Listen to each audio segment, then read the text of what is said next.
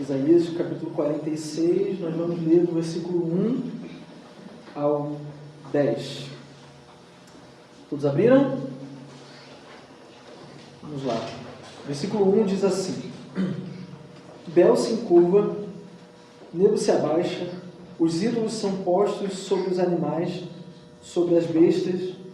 As cargas que vocês costumavam levar são canseira para os animais já cansados. Esses deuses juntamente se abaixam e se encurvam. Não podem salvar a carga, mas eles mesmos vão para o cativeiro. Escutem, ó casa de Jacó, e todo remanescente da casa de Israel. Vocês que eu carrego desde o ventre materno e que eu levo nos braços desde o nascimento. Até a velhice de vocês eu serei o mesmo, e ainda quando tiverem cabelos brancos eu os carregarei. Eu os fiz e os levarei, eu os carregarei e os salvarei. Com quem vocês vão me comparar? A quem eu seria igual? A que coisa semelhante confrontarão comigo?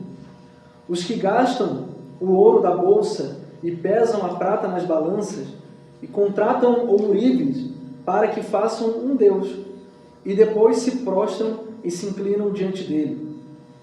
Eles o põem sobre os ombros, levam-no e o põem no seu lugar, e ele o fica. Do seu lugar não se move. Recorrem a ele, mas nenhuma resposta ele dá e não livra ninguém da tribulação. Lembrem-se disso, animem-se, pensem a respeito disso, ó rebeldes. Lembrem-se das coisas passadas, das coisas da eternidade, que eu sou Deus e não há outro. Eu sou Deus, não há outro semelhante a mim. Desde o princípio anuncio o que há de acontecer e desde a antiguidade revelo as coisas que ainda não sucederam. Irmãos, esse texto de Isaías 46, ele vai falar do contraste entre os ídolos da Babilônia e o Deus que é soberano.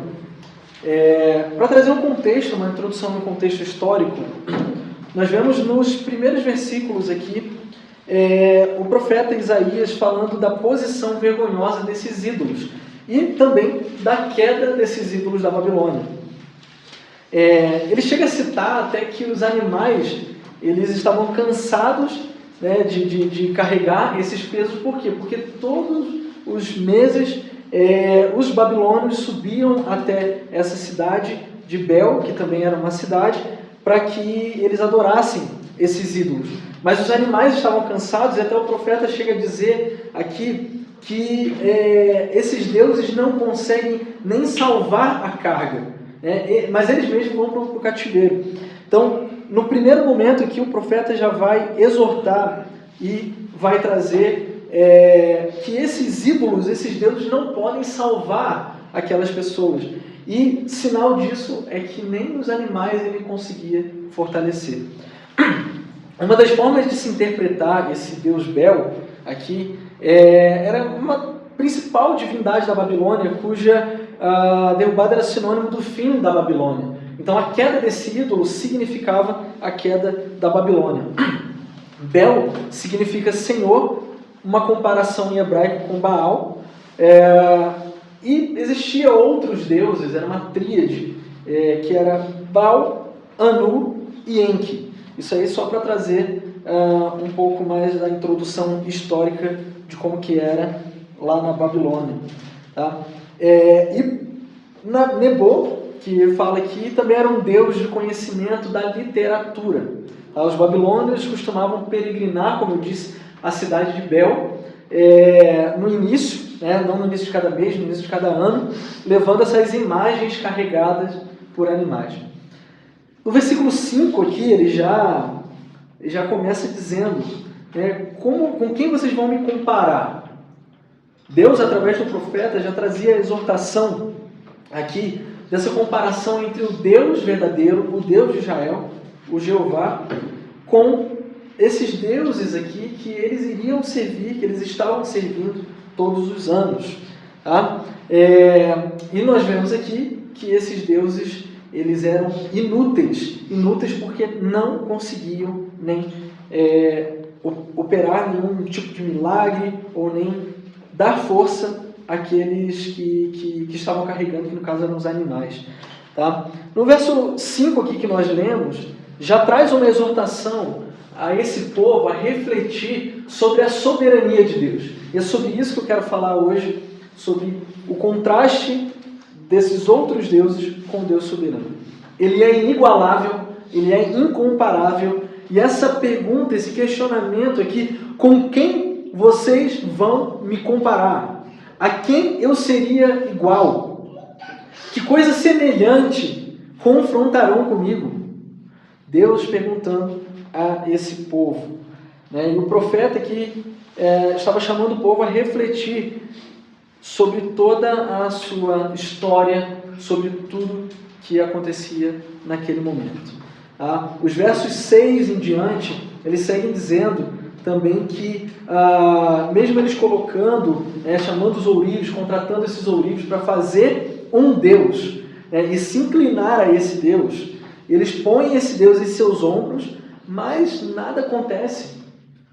Esses deuses que eles faziam na época não livravam eles nem da tribulação, não davam nenhuma resposta. Então, essa exortação ela é incrível, porque Deus é incomparável em relação a esses ídolos aqui. No verso 8, lembrem-se disso, animem-se, pensem a respeito disso, aos rebeldes, estava se referindo ao povo babilônio e também o povo de Deus que estava lá. Lembrem-se das coisas passadas, das coisas da eternidade, que eu sou Deus e não há outro. Verso 9, aqui por meio do profeta, Deus está chamando o povo para refletir sobre a sua história, sobre a antiguidade, sobre esse Deus da antiguidade, que não era como esses outros deuses, esses outros ídolos da Babilônia, que não poderiam salvar e que não estavam dando nenhuma resposta. E esse Deus é um único Deus. Existem provas bíblicas aqui sobre essa divindade verdadeira, esse Deus soberano. Isaías 45:5 diz assim: eu sou o Senhor e não há outro, além de mim não há Deus, eu o cingirei, mesmo que você não me conheça. Existem outros textos aqui que eu vou ler que se aplicam muito bem naquilo que o texto aqui principal está querendo dizer sobre esse Deus soberano. Veja que diz Deuteronômio 6:4: escute, Israel, o Senhor, nosso Deus, é o único Deus. Lembre que aqui em Deuteronômio 6:4, aqui é a Shema de Israel, quando existe um mandamento que para que eles fossem lembrados, e não só lembrados, mas os filhos deles também fossem lembrados, ao andar pela rua, ao irem a qualquer lugar, que é o amar a Deus sobre todas as coisas, de todo o entendimento, de todo o coração, de todas as suas forças. Mas o povo de Israel era sempre lembrado a ouvir que o Senhor, nosso Deus, é o único Senhor.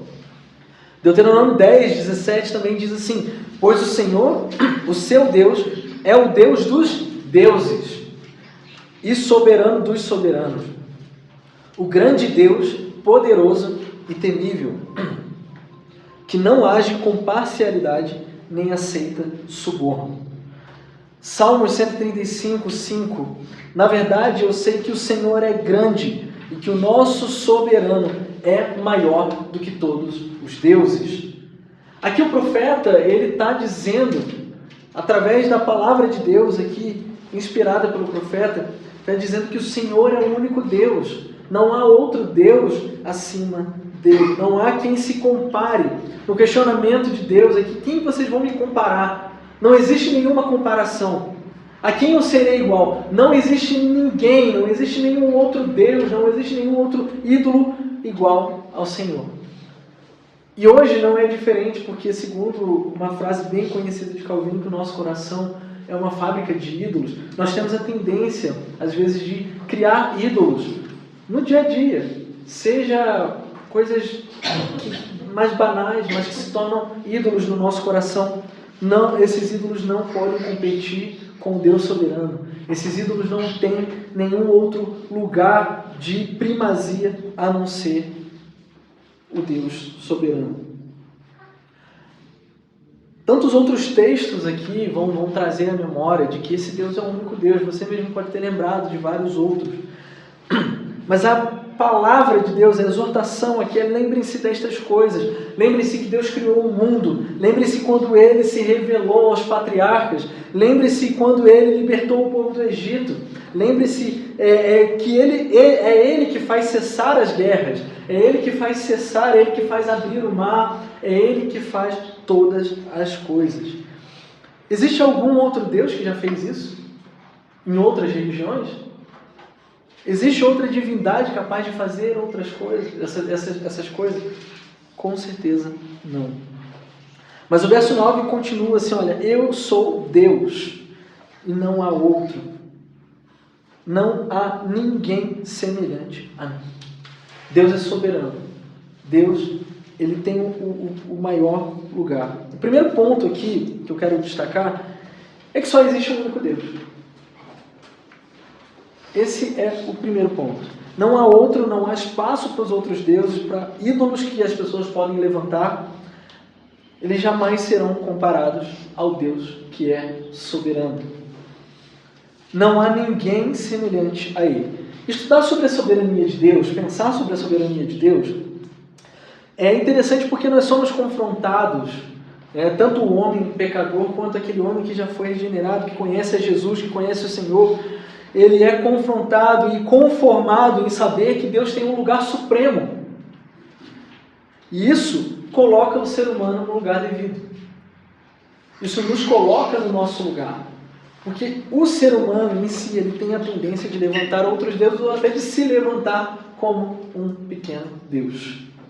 A W. Pink, no seu livro Atributos de Deus, ele diz assim: sendo infinitamente elevado, acima da mais elevada criatura, Ele é o Altíssimo, o Senhor dos céus e da terra, não sujeito a ninguém, não influenciado por nada, absolutamente independente. E aqui é uma parte da frase que eu gosto muito: Deus age como lhe apraz, somente como lhe apraz e sempre como lhe apraz. Salmo 115:3 vai dizer isso: o nosso Deus está no céu e faz tudo como lhe agrada. Deus está nos céus e Ele faz a sua vontade sobre o mundo, sobre as nossas vidas, sobre tudo que você puder imaginar. Não há nenhum ponto solto na história que Deus não tenha o controle, que Deus não tenha o domínio, que Deus não saiba e que Deus não tenha decretado de antemão isso. Os homens sempre querem, de certa forma, procurar um Deus que seja controlável. Um Deus que caiba no nosso coração, no nosso bolso de repente. Ou um Deus que a gente pense nele de uma forma que ele sirva às nossas próprias vontades. Ou a nossa própria, o nosso próprio querer. E ainda mais, sem questionar. E não há verdade mais odiosa para um mundano do que a verdade que Deus é soberano e Ele não está presente para realizar nenhum dos nossos caprichos ou pedidos egoístas. Certamente, esses homens rangem os dentes em saber que o Deus soberano, em tudo, Ele tem o direito de fazer o que Ele quer, quando Ele quer, como lhe apraz. E esse é o nosso Deus. Veja o que diz esse texto do livro de Daniel. Todos os moradores da terra são considerados como nada. E o Altíssimo faz o que quer com o exército do céu e com os moradores da terra. Veja, olha, o Altíssimo faz o que quer com o exército dos céus e com os moradores da terra. Não há quem possa deter a sua mão, nem questionar o que ele faz. Não existe ninguém que possa deter a sua mão e nem questionar o que ele faz. Quando nós, talvez na nossa soberba, nós questionamos que Deus é injusto por fazer algo, nós estamos ferindo muitas vezes a palavra de Deus, porque Deus é soberano e Ele faz o que Ele quer com todos os moradores da terra e ninguém pode deter a sua mão. Mas o que é interessante é que para nós, crentes, em Cristo Jesus, não existe verdade tão consoladora do que saber que Deus é soberano. Porque para os homens mundanos é terrível você saber que tem alguém que está acima de você, que tem todo o controle, e que, na real, você não tem o controle da sua vida e das situações que acontecem ao seu redor. Mas para nós, isso é uma verdade consoladora. Saber que Deus tem o controle de tudo. Saber que Ele está fazendo o que lhe apraz e sempre está conosco. E também sempre está consigo a melhor resposta, a melhor escolha, a melhor direção para os nossos passos. Afinal de contas, como nós lemos em Daniel, Ele faz o que Ele quer nos céus e com os moradores da terra. Deus é supremo e soberano. E eu destaquei algumas coisas sobre a soberania de Deus aqui. Primeiro que a soberania ela é universal, ou seja, ela se estende a todas as criaturas. Não há nenhuma criatura que não se submeta ao Deus soberano. Ela é absoluta, porque não se podem pôr limites na sua autoridade. E ela é imutável. Ela permanece inalteravelmente a mesma durante todo o tempo e sob todas as circunstâncias. A soberania de Deus ela é imutável, Deus não muda.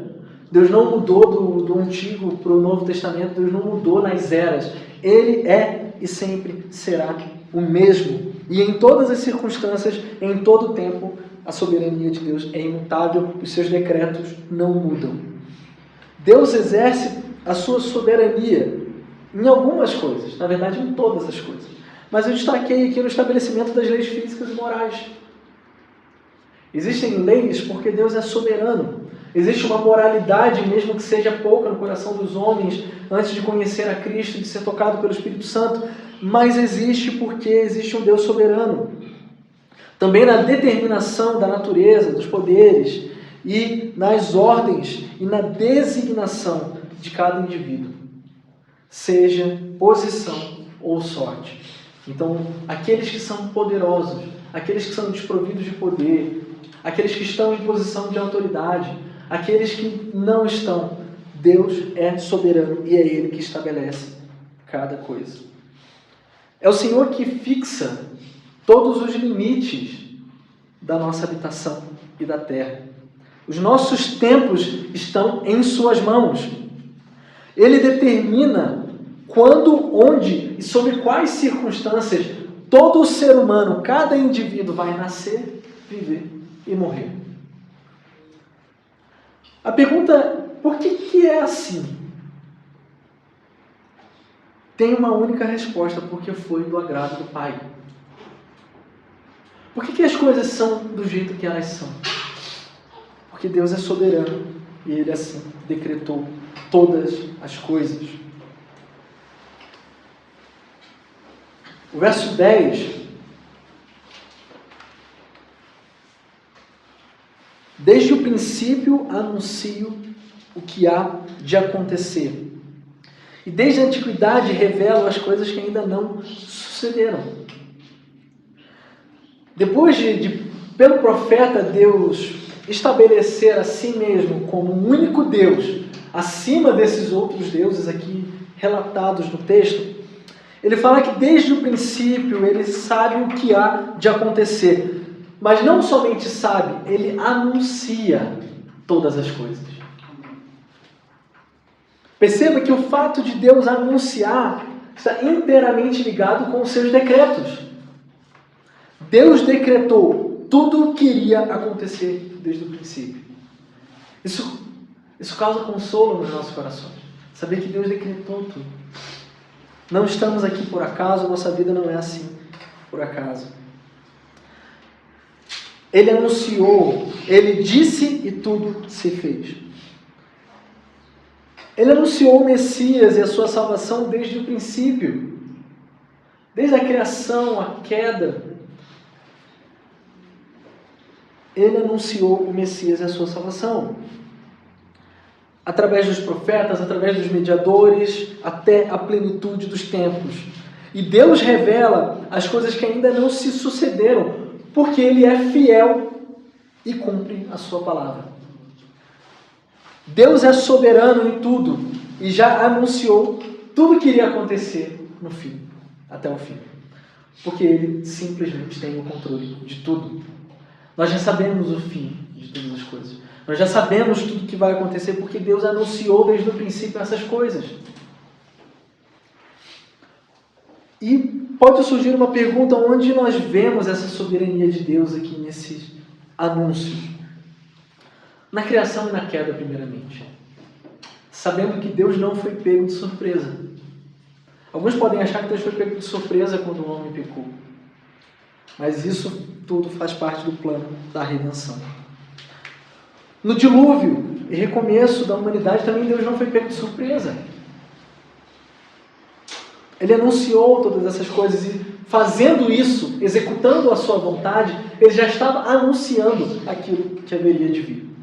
Nos pactos com os patriarcas, Abraão, Isaac, Jacó, na escolha de um povo, nas guerras, nos reis, juízes, na mensagem dos profetas que profetizaram, assim como na carta de Pedro vai falar que os profetas anunciaram a respeito de Jesus e da sua salvação. Na encarnação, na morte e na ressurreição de Cristo, também Deus é soberano.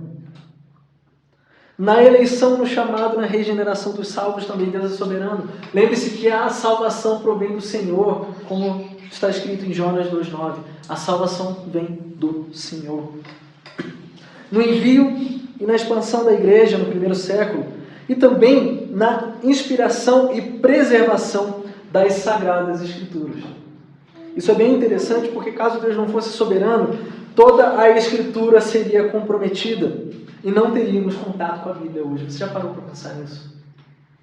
Se Deus não tivesse preservado a sua palavra, inspirado homens para que a sua palavra chegasse até o dia de hoje. Eu quero ressaltar isso, que Deus é soberano e nas Sagradas Escrituras dizem isso, porque Ele não anunciou só em voz, mas inspirou os santos homens a escreverem a palavra de Deus. E hoje nós temos acesso a toda essa vontade, todo esse conselho de Deus revelado, a qual Ele garantiu que Ele anuncia desde o princípio. Essa vontade revelada de Deus está nas Escrituras, preservadas pelo próprio Deus até os dias de hoje. E o verso 10 continua assim: eu digo, o meu conselho permanecerá em pé, e farei toda a minha vontade. O conselho de Deus, ou seja, o seu propósito, o seu desígnio, ele é inabalável, ele sempre permanecerá de pé. Deus estava dizendo aqui, através do profeta, é que tudo aquilo que ele falou, todo o propósito dele vai se cumprir, e está se cumprindo. Ninguém consegue mudar o seu propósito, alterar a sua vontade ou até mesmo convencer Deus do contrário. Pelas nossas orações, ou seja, qualquer coisa que nós vamos fazer, não conseguimos convencer Deus do contrário, porque Ele sempre cumprirá o seu propósito, a sua vontade, o seu conselho permanecerá em pé, sem vacilar na sua palavra, porque Deus não é homem para que minta, nem filho do homem para que se arrependa. O que Ele estabeleceu continuará para sempre. Esse propósito, ele é eternamente revelado em Cristo. Efésios 1:9 diz assim: Ele nos revelou o mistério da sua vontade, segundo o seu propósito, que Ele apresentou em Cristo. Então já não é mais um mistério para nós. Já não é mais o caso de nós procurarmos ou esperarmos, como bem citou o pastor Henrique, procurar, ficar sentado procurando a vontade de Deus. A vontade de Deus já está aqui, ela se revelou, o mistério já não é mais mistério, está revelado a vontade de Deus segundo o seu propósito que Ele apresentou em Cristo. Outro texto de Efésios diz assim: segundo o eterno propósito que Deus estabeleceu em Cristo Jesus, nosso Senhor. Efésios 3:11. E ainda assim Deus diz, e farei toda minha vontade. Essa é uma garantia, que toda a vontade de Deus vai ser feita. Deus fará a sua vontade. Isso pode ser espantoso, mas para nós é um consolo. Saber que a vontade de Deus vai ser feita, independente de como o ser humano pode agir. O que é gracioso é que não estamos à mercê da sorte. Não somos dependentes de nós mesmos. Mas primariamente nós somos guiados pela vontade de Deus. Vontade essa já revelada nas Sagradas Escrituras e entregue a nós. Esse texto tem algumas aplicações para nós. Primeiro que assim como esses ídolos da Babilônia, nós podemos ser muitas vezes tentados a fabricar ídolos nos nossos corações. Sejam eles banais, você pode dizer, mas existem muitos ídolos hoje. Mas diante disso, nós precisamos saber que há um Deus verdadeiro, soberano. Que é esse Deus que nós servimos. Essa verdade, ela nos constrange primeiramente. Ela quebra o ego, o orgulho, a arrogância dos homens, por saber que nós não temos um trono para nós. Mas o trono é de Deus, juntamente com Cristo. Exalta a Deus como um rei supremo no trono. E o homem como simples poeira no meio disso. Ele é soberano em todas as coisas. Afirma isso em sua palavra. Nós vemos vários textos aqui que afirmam que Deus é soberano. Não há ninguém semelhante a Ele. E Ele faz tudo o que lhe apraz, sem atender os caprichos humanos. Mas não há verdade mais consoladora para nós que saber que Deus é soberano. Isso nos sustenta, isso sustenta a nossa fé. Saber que o Pai é soberano em Cristo Jesus, que não só criou o mundo, criou a humanidade, mas que garante para nós que nossos pecados estão perdoados em Cristo Jesus.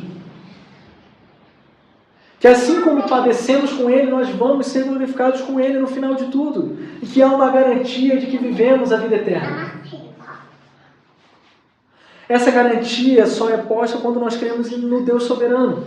O Deus que sustenta, o Deus que sempre toma a iniciativa, tomou a iniciativa de salvar os homens dos seus pecados, porque senão todos iriam estar condenados.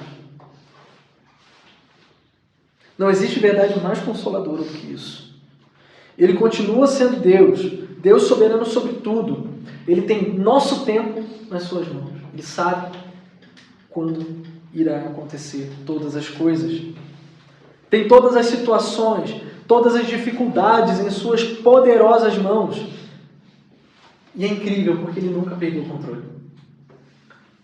Ele nunca perdeu o controle, Ele sabe e Ele tem tudo em suas mãos. Pode parecer às vezes que nós estamos em situações complicadas, mas Deus sabe de todas as coisas e Ele sustenta todas as coisas em suas mãos. Deus cuida de nós porque Ele é soberano. Ele é soberano. E faz a sua vontade acima das nossas vontades. E para finalizar, eu quero ler um salmo com vocês. Salmo de número 46.